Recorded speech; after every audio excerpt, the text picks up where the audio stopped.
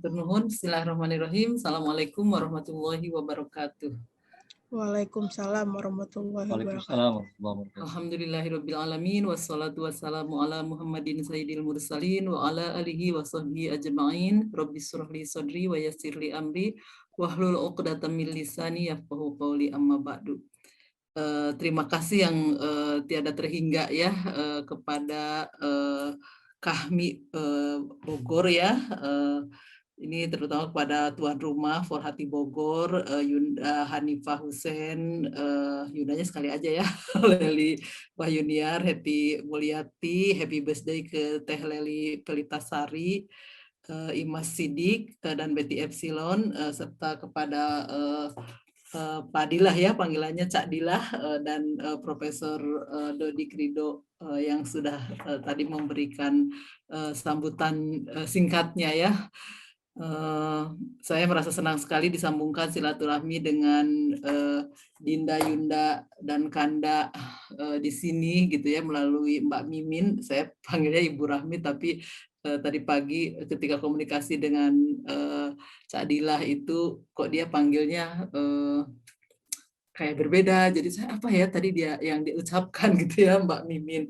Saya berdoa semoga Mbak Mimin bisa diberi kekuatan lahir dan batin untuk sehat dan untuk bisa menyelesaikan S3-nya sehingga kemudian beliau bisa menerima tugas-tugas lain yang diharapkan di kampusnya ya.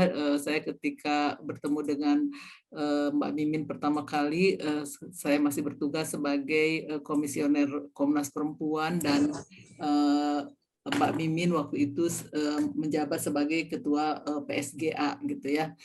Tadi kita sudah ngobrol-ngobrol di muka, kenapa ini kok temanya kok panjang sekali gitu ya. Ya itu karena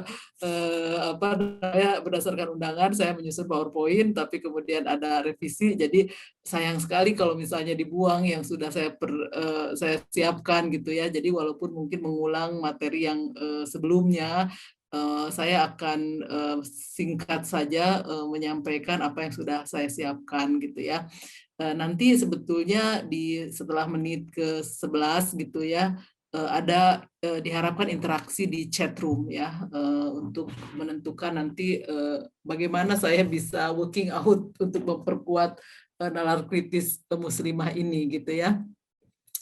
Baik, ini sih karena ini apa namanya mungkin mengulang, dan kalau misalnya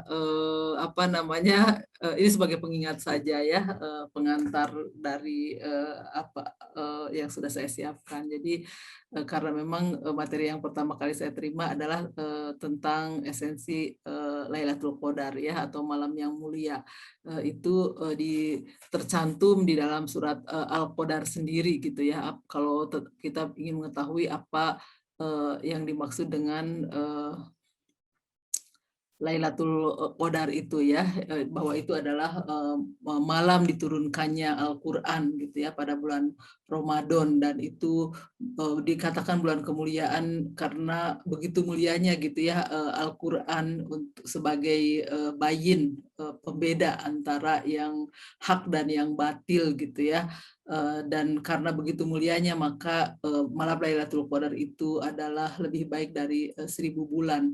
Tadi Teh Eni menyatakan apakah kita masih bisa berkesempatan untuk mendapat malam Lailatul Qadar, karena berdasarkan hadis yang nanti saya tunjukkan, katanya itu di tanggal ganjil, dan itu tanggal 27, dan tanggal 27 itu Ramadan itu kan kemarin ya, tanggal 9 gitu ya. Nah, Lailatul Qadar itu pasti berada di bulan Ramadan ya, dan pada bulan Ramadan itu begitu spesial ya buat kita, karena kita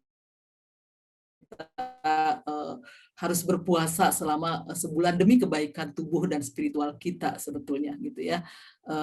Di sini faman syahida minkum syahra falyasum. Jadi kalau misalnya kita udah lihat bulan Ramadan kita harus berpuasa, dan begitu wajibnya berpuasa gitu ya, maka kita tidak boleh meninggalkannya kecuali hanya 2 alasan saja, yaitu marid, sakit, dan dalam keadaan safar. Tentu saja kita harus melihat bahwa safar di sini adalah safarnya zaman dulu. Safarnya zaman dulu itu belum ada mobil, belum ada pesawat. Kalau di gurun pasir yang panas hanya naik unta ataupun kuda gitu ya. Jadi masyakoh ataupun tingkat kesulitannya itu begitu tinggi gitu ya. Sehingga Allah yuridullahu bikumul yusra wa yuridu bikumul usra, memberikan kemudahan. Jadi ada rukhsah. Kan dalam ilmu fikih itu ada azimah, ada rukhsah. Azimah itu hukum asalnya puasa adalah wajib di bulan Ramadan. Rukhsahnya adalah kita bisa meninggalkan puasa tapi menggantinya di hari lain gitu ya. Kemudian kewajiban puasa juga ditekankan ya dalam surat Al-Baqarah 183, 184 juga diulangi lagi nih di sini bahwa faman kana minkum maridun aw ala safarin fa iddatun min ayyamin ukhra. Jadi begitu pentingnya kita puasa di bulan Ramadan karena itu adalah hari yang sudah ditentukan ayyam ma'dudat dan tidak boleh tidak harus kita kerjakan kecuali dua alasan itu, sakit dan safar gitu ya. Atau misalnya kalau orang-orang yang tidak kuat lagi puasa karena misalnya sakit yang berat gitu ya, ataupun sudah usianya uzur, maka dia harus membayar fidyah gitu ya. Tapi tetap saja di sini dalam keadaan apapun kita sakit ataupun safar, safarnya itu safar dalam waktu dulu ketika turunnya ayat ya, yang begitu masyakoh, sulit. Tetap saja puasa itu lebih baik kalau kamu itu mengetahui. Wa antasumu khairul lakum in kuntum ta'lamun. Ini harus kita pegang kuat-kuat. Apalagi sekarang misalnya bepergian itu misalnya dengan mobil ber-AC, hanya duduk nyaman, ya kan. Kalau ada supir kita bisa tertidur gitu. Jadi itu wa antasumu khairul lakum in kuntum ta'lamun. Dalam kondisi seperti itu, tetap walaupun kita sedang safar, itu berpuasa itu lebih baik. Dan saya waktu dulu ketika awal-awal masih muda gitu, saya pulang kampung karena suami saya dari Bali gitu ya, saya naik bis gitu ya. Di bis juga nyaman gitu ya. Zaman dulu masih pesawat masih jarang gitu. Naik bis juga nyaman dan alhamdulillah masih bisa mempertahankan puasa. Bahkan saya itu dari sejak 1995 dalam keadaan haid pun, karena saya kalau dalam keadaan haid itu sehat gitu, saya melaksanakan puasa walau pada awalnya ragu gitu ya, karena kita kan kalau apa-apa tuh dalam praktek ibadah ikutnya tradisi. Tradisi mengatakan bahwa kalau perempuan sedang haid itu nggak boleh puasa, katanya bilang gitu. Tapi ketika saya S2 gitu, saya sudah tidak mau lagi ikut-ikutan tradisi. Saya baca ayat ini dan kemudian saya menangkap pesan yang sangat kuat bahwa hanya dua alasan bolehnya meninggalkan puasa, yaitu marid dan safar gitu. Itu pun wa antasumu khairul lakum in kuntum ta'lamun gitu ya.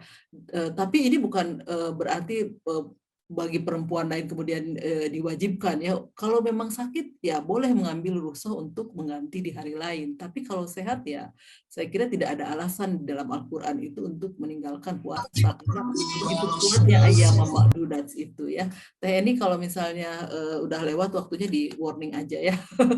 Nah, berpuasa itu sebagai implementasi iman, Islam, dan ihsan. Karena kita percaya kepada Allah, maka kita menerima apa yang diperintahkan oleh Allah untuk berpuasa ya. Dan itu disebutkan dalam kitab-kitabnya gitu ya, dan disampaikan oleh Rasul gitu ya. Dan dia juga sebagai implementasi Islam, karena di dalam bulan Ramadan kita melakukan ini semua yang saya cetak tebal. Kita ketika sholat kita bersyahadat, kemudian kita melaksanakan sholat, kita puasa, dan saya biasanya diakhiri bulan puasa itu dengan menghitung zakat ya, membayar zakat, baik itu zakat mal ataupun zakat fitrah. Itu biasanya saya hitung maksimal itu minggu kedua ya, supaya terdistribusi sebelum hari raya, supaya semua orang bisa ya, kita bisa membahagiakan yang orang yang kita beli gitu.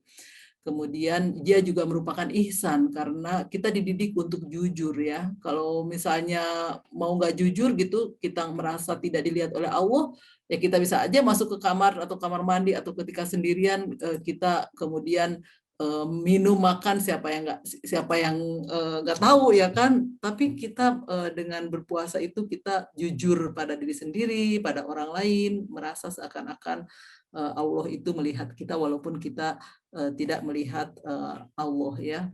Dan banyak berpuasa, puasa itu banyak manfaatnya, diantaranya untuk detox ya. Saya pernah membaca sebuah artikel bahwa ketika kita lapar, tubuh itu memakan sel-sel yang tidak lagi digunakan, sehingga kemudian itu lebih menyehatkan kita, membuang hal-hal yang tidak dikehendaki. Dan itu juga mendidik kita untuk berempati sosial ya. Kalau kita kan ada ujungnya ya, lapar itu ada maghrib. Bagaimana dengan fakir miskin yang mereka tidak punya makanan?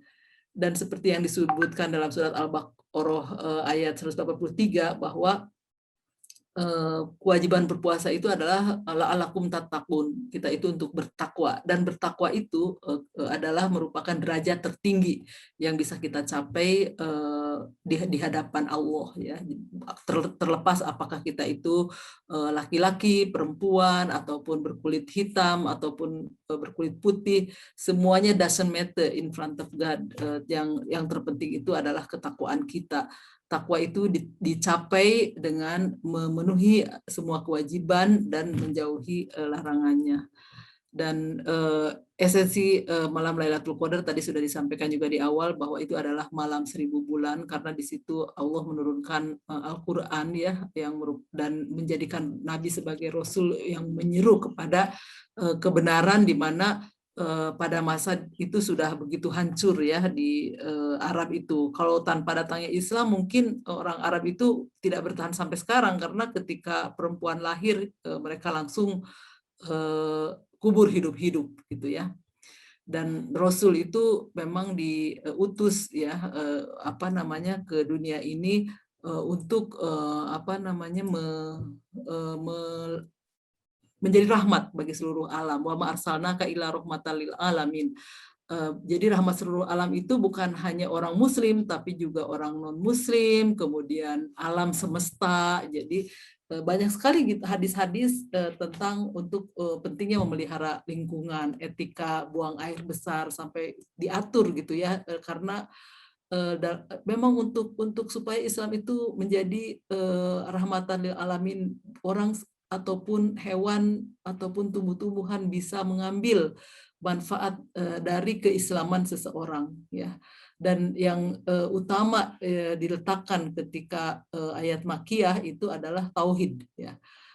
Qul innama yuha ilayya annama ilahukum ilahu wahid ya. Jadi katakanlah sungguh apa yang diwahyukan kepadaku ialah bahwa Tuhanmu adalah Tuhan yang esa. Ini pondasi sekali ya, karena dengan tauhid keesaan Allah itu meniscayakan adanya kesetaraan semua makhluk di hadapan Tuhan. Jadi tidak ada istilahnya suami adalah wakil Tuhan di bumi seperti yang dikatakan oleh YouTuber itu ya.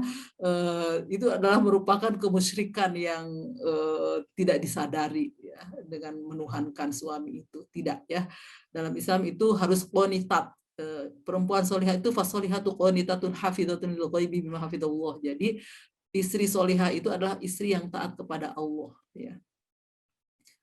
Nah, dan Islam sebagai agama damai ya, menentang segala aksi kekerasan, termasuk di dalamnya kekerasan terhadap perempuan dan kekerasan lainnya, yaitu misalnya heboh kejadian 2 bulan yang lalu ya tentang bom ataupun terorisme ya. Dan tadi saya sudah sebutkan bahwa malam Lailatul Qadar itu adalah di bulan Ganjil. Semoga aja masih ada kesempatan ya di tanggal 29. Walaupun disebutkan di sini adalah tanggal 27 Ramadan ya. Dan ini yang penutup sesi 1 itu adalah bahwa jadi ada pemahaman bahwa kebaikan yang dikerjakan pada malam Lailatul Qadar ini dilipat gandakan sampai 1000 bulan ataupun 83 tahun. Dan itu merupakan kemurahan Allah.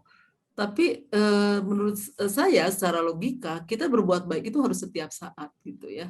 Walaupun bulan Ramadan adalah merupakan bulan yang istimewa yang mungkin harus ekstra ya kebaikannya supaya kita lebih mendekatkan diri kepada Allah ya.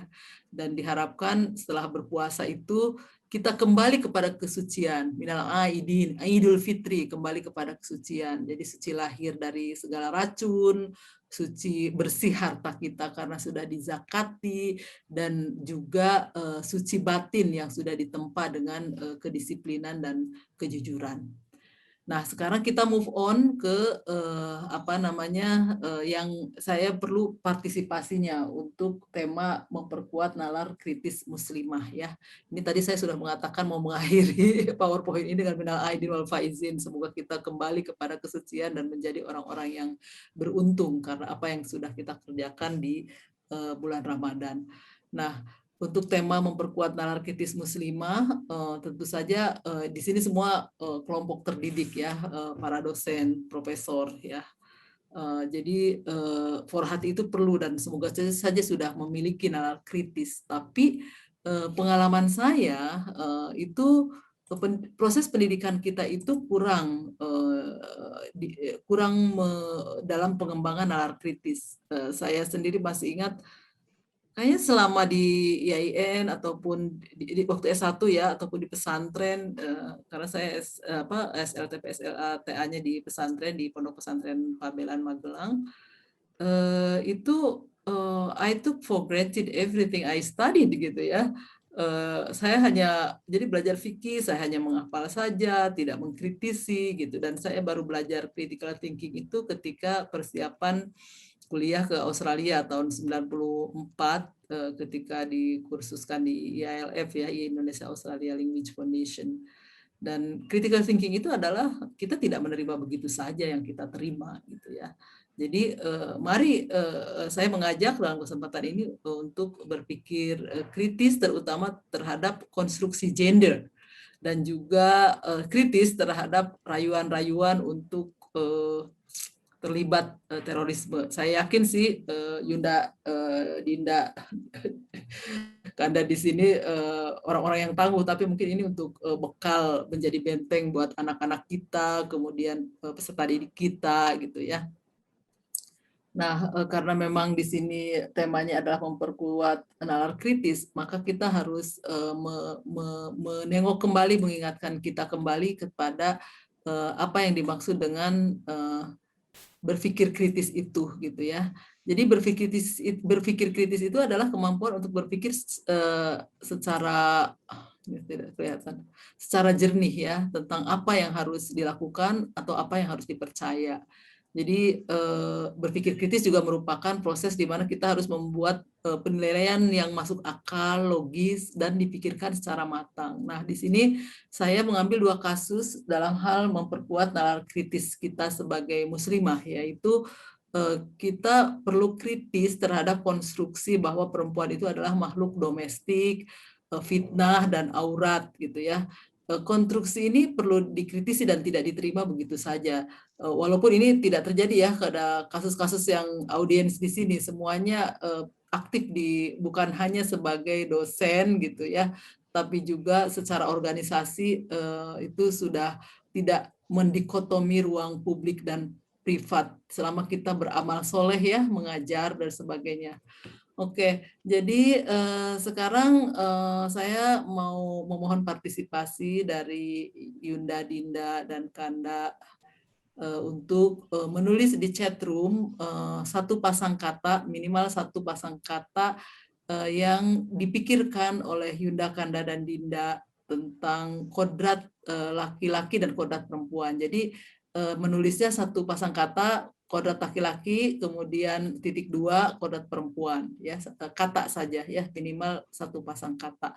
Nanti kita lanjutkan dengan memperkuat nalar kritis terutama dalam menghadapi isu radikalisme. Tapi saya ingin mungkin saya beri waktu ya 5 menit untuk menulis di chat room. Silahkan. Oke, kita bahas ya. Jadi ketika saya meminta untuk menuliskan kodrat laki-laki dan kodrat perempuan, itu saya tidak mendefinisikan apa itu kodrat. Nah, sekarang saya definisikan ya tentang kodrat itu apa. Jadi yang dimaksud dengan kodrat itu adalah kondisi biologis ciptaan Tuhan. Tidak bisa diubah. Ya. Nah, sekarang kita analisa dari satu persatu ya, dari atas ya, tentang kondisi biologis ciptaan Tuhan ya. Cak Dila menyebutkan hamil, melahirkan, menyusui itu benar karena hanya perempuan. Jadi kodrat laki-laki itu beda dengan kodrat perempuan. Jadi kodrat itu tidak bisa dipertukarkan. Apa yang dilakukan oleh perempuan tidak bisa dilakukan oleh laki-laki. Itu yang sifatnya kodrati. Perempuan hamil, melahirkan, menyusui, hanya perempuan yang bisa itu, laki-laki tidak. Itulah kodrat perempuan. Gitu. Nah, kalau ini dari Pak Fadli ya, memimpin, menyempurnakan, maksudnya memimpin itu laki-laki gitu ya, menyempurnakan perempuan. Nah, ini bukan kondisi biologis. Nah, itulah yang dinamakan gender. Jadi apapun yang bukan kodrat, tapi berupa peran, pekerjaan yang bisa dilakukan oleh laki-laki dan perempuan, itu bukan kodrat, tapi gender. Ya, jadi definisi gender yang paling mudah adalah sesuatu yang bukan kodrat. Memimpin itu baik laki-laki ataupun perempuan bisa melakukannya. Ya, menyempurnakan laki-laki dan perempuan bisa melakukannya. Jadi itu bukan kodrat ya. Kemudian dari Yunda Betty ya, kodrat perempuan idem dengan Bang Dila udah betul, plus menopause. Menopause itu juga laki-laki ada ya, apa namanya ya, istilahnya itu. Pokoknya ketika sudah tidak bisa membuahi apa gitu. Oke, itu sudah kodrat ya, karena itu kondisi biologis. Ini Cak Dila sekarang yang laki-laki ya, mencari pekerjaan perempuan. Nah, itu karena itu pekerjaan, maka itu adalah gender, bukan kodrat ya. Bukan kodrat laki-laki, juga bukan kodrat perempuan. Jadi yang sesuatu yang bukan biologis itu bukan kodrat, bisa dilakukan baik oleh laki-laki dan perempuan. Kemudian kodrat laki-laki jakun testis, ini benar, ini adalah kondisi biologis. Kodrat perempuan haid, hamil, melahirkan, sudah benar. Ini para perempuannya udah jagoan tentang gender. Pria membuahi, benar. Kodrat laki-laki, Teh Leli melengkapi kekurangan perempuan, kodrat perempuan melengkapi kekurangan laki-laki. Ini gender, bukan kodrat ya. Jadi kalau hal-hal yang bisa dikerjakan baik oleh laki-laki dan perempuan itu, dan berupa peran ataupun pekerjaan itu adalah bukan kodrat, tapi itu adalah gender ya. Teh Imas, laki-laki membuahi ya, hanya laki-laki yang bisa membuahi ya. Kemudian Teh Eni melahirkan, membuahi ya, ini adalah kodrat perempuan. Kemudian ya Teh Imas perempuan hamil, pria membuahi ya, sudah benar. Jadi saya lihat yang perempuannya sudah tahu gender nih semuanya. Memang teman-temannya Mbak Mimin. Tapi yang laki-lakinya mohon maaf kayaknya perlu ikut training gender ini. Dan saya senang gitu ya, para Yunda di sini bisa membedakan antara yang kodrat dan gender, ataupun yang kodrat dan yang bukan kodrat. Ini adalah critical thinking yang penting, karena untuk perempuan ketika dia dikonstruksikan oleh budaya bahwa perempuan itu adalah ibu rumah tangga, perempuan itu di rumah saja, itu adalah bukan kodrat sebetulnya, tapi konstruksi budaya, itu gender. Nah, dibedakannya antara kodrat dan gender supaya kita bisa mengubah apa yang bisa diubah gitu ya, dan tidak perlu mengubah apa yang tidak bisa diubah, yaitu kodrat gitu ya. Pokoknya Yunda ini keren-keren deh. Jadi sudah bisa menggunakan critical thinking, yaitu membedakan antara what is changeable and unchangeable. Apa yang bisa diubah, yaitu tentang peran, pekerjaan, dan apa yang bisa diubah gitu ya. Apa yang bisa diubah dan ada apa yang tidak bisa diubah. Saya kira untuk Yunda sudah keren. Cuma kita lanjutkan saja ke PowerPoint yang sudah saya siapkan sedikit lagi tentang bersikap kritis tentang wacana radikalisme, karena sekarang sedang marak ya dengan janji-janji surga gitu ya. Nah, itu yang bapak-bapak ini perlu lanjutan juga supaya bapak-bapak bisa mendukung isu-isunya lebih maju. Tapi semoga saja isu-isunya sudah lebih maju walaupun tanpa mengetahui tentang gender ya. Oke, ini yang kedua dalam memperkuat nalar kritis muslimah yang saya lihat sudah kritis. Ini tentang yang radikalisme ya. Tadi kan sudah dibahas oleh saya sebelumnya bahwa Islam itu rahmatan lil alamin ya. Wa ma arsalnaka illa rahmatan lil alamin. Jadi dengan dasar itu maka tidak mungkin dengan dasar bahwa Islam merupakan rahmatan lil alamin, tidak mungkin Islam itu melegitimasi kekerasan ya, kecuali kalau sifatnya defensif ya. Memang ada peperangan di sejarah Islam, tapi itu sifatnya adalah untuk mempertahankan ya, bukan untuk agresif gitu ya. Nah, terorisme itu tentu saja bertentangan dengan misi Islam sebagai agama rahmatan lil alamin. Jadi biasanya para kelompok radikal ataupun teroris itu membuat janji surga ya. Oh, dia nanti masuk surga gitu ya. Padahal itu merupakan tipuan saja, utopis gitu. Karena Islam memang melarang berbuat kerusakan dan membunuh diri ataupun membunuh orang lain. Wala taqtulun nafsa ya kan. Itu banyak sekali ayat-ayat yang mengharamkan membunuh diri ataupun membunuh orang lain. Bahkan salah satu dari 5 maqasidus syariah, tujuan syariat adalah hifdzun nafas ya. Hifdzun nafas itu adalah perlindungan terhadap jiwa. Saking pentingnya perlindungan terhadap jiwa sehingga kemudian ketika kita berhadapan pada situasi hanya babi yang ada itu harus dimakan. Jadi boleh dimakan, boleh dimakan untuk mempertahankan kehidupan. Yang penting ghairu adin ya. Wala baghin. Jangan berlebih-lebihan. Kok bisa dimasak kok enak. Hanya tidak boleh dilanjutkan karena itu haram asalnya. Hanya boleh dimakan kalau untuk mempertahankan hidup saya saja gitu ya. Kemudian janji para perekrut kelompok radikal itu palsu, dan itu saya dengar dari para returnee yang kembali dari Suriah dan Afghanistan. Mereka pergi dengan berbagai harapan, inginnya tuh mendapatkan baldatun thayyibatun wa rabbun ghafur gitu ya, tapi ternyata ketika di sana kekejaman terjadi, misalnya banyak orang dipenggal, kemudian setelah dipenggal itu kepalanya dipakai untuk sepak bola gitu ya. Itu barbarik sekali. Kemudian terlihat bahwa mereka itu sangat palosentrik. Jadi mereka itu biasanya praktek poligami, kemudian menikahi yang masih pada usia anak, gitu, bahkan mempraktekkan perbudakan, gitu. Jadi sangat jauh dari nilai-nilai Islam, gitu ya.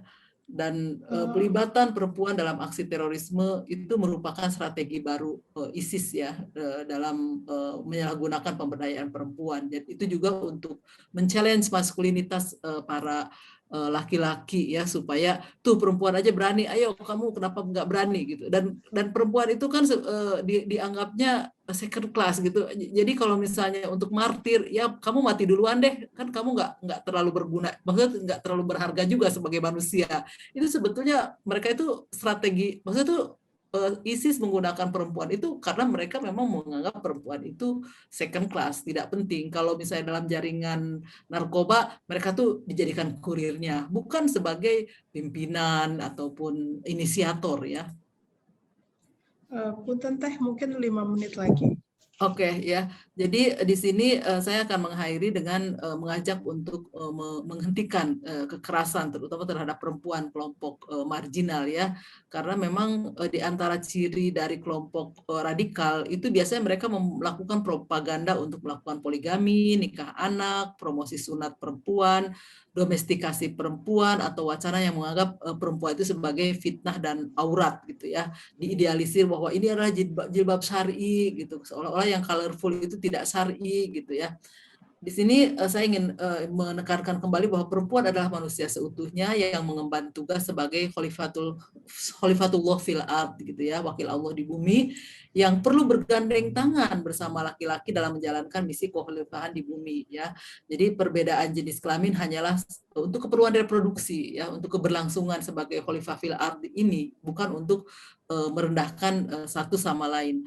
Dan bahwa laki-laki dan perempuan itu perlu bergandeng tangan sebagai teman itu dinyatakan secara tegas di dalam surat At-Taubah ya, ini wal mu'minuna wal mu'minat ba'dhum awliya'u ba'din ya'muruna bil ma'ruf wa yanhauna 'anil munkar wa yuqimuna shalah wa yu'tuna zakah wa yuti'una Allah wa rasulah ulaika sayarhamuhumullahu innallaha azizun hakim. Jadi di sini tegas Al-Qur'an menyatakan mukmin laki-laki dan mukmin perempuan itu adalah wali satu sama lain.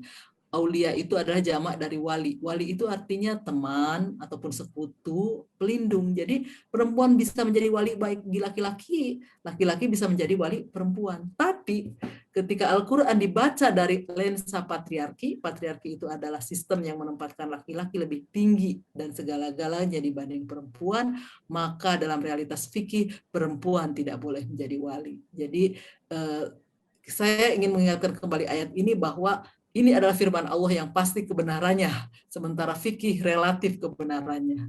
Demikian, mohon maaf jika ada salah dan kurang. Mari kita berdialog dan berdiskusi untuk lebih bisa mengamalkan Islam di Indonesia ini. Terima kasih. Assalamualaikum warahmatullahi wabarakatuh.